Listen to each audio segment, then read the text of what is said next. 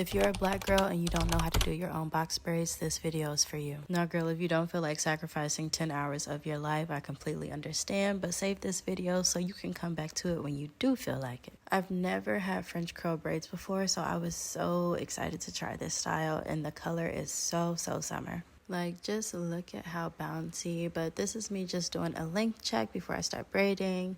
And I always start in the back of my head because the first section I do is always so bogus. Like, until I get the hang of the wrist work, it looks terrible back there. But I did half of my head in 5 hours, which is not that bad.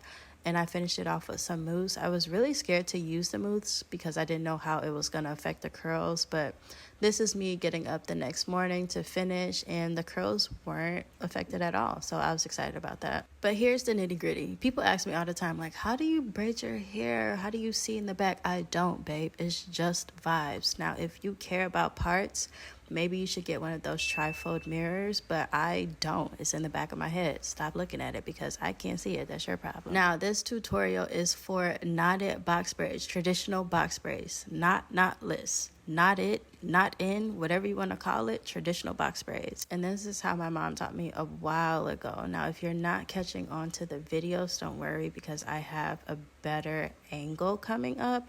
But basically what you do is you wrap the hair around and pull your hair through, and you just part 3 sections and you braid as tight to the scalp as you can. That's how you get that knot. So that's what you see me doing, just trying to be as tight as I can just so I can get it as close to my scalp as I can. Now what I do is I braid down a little more, and then you'll see me add some hair in.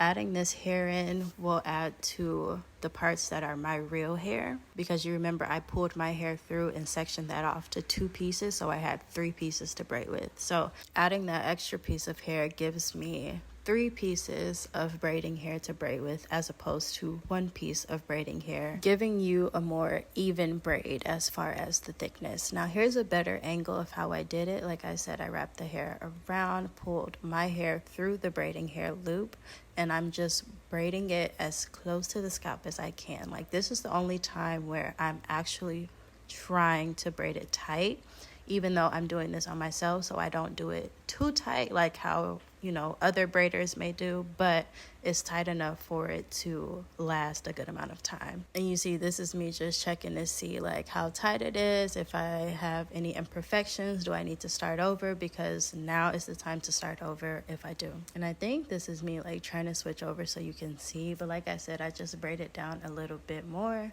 Check and see if the knot is okay, it didn't slip down, we're all good, and then I'll add the extra hair in. Now you probably noticed the squares in the front are not as big as the squares in the back. That was an accident. I told you I just be vibing. I just be putting the braids in. I just be vibing.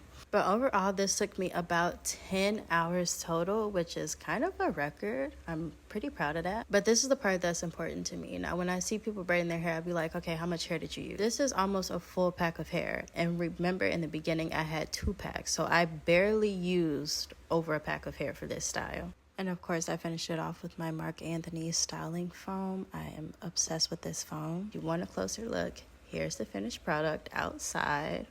Very cute, very summery. Please let me know if this video helped you, or like what I can do to help you get to braiding your own hair.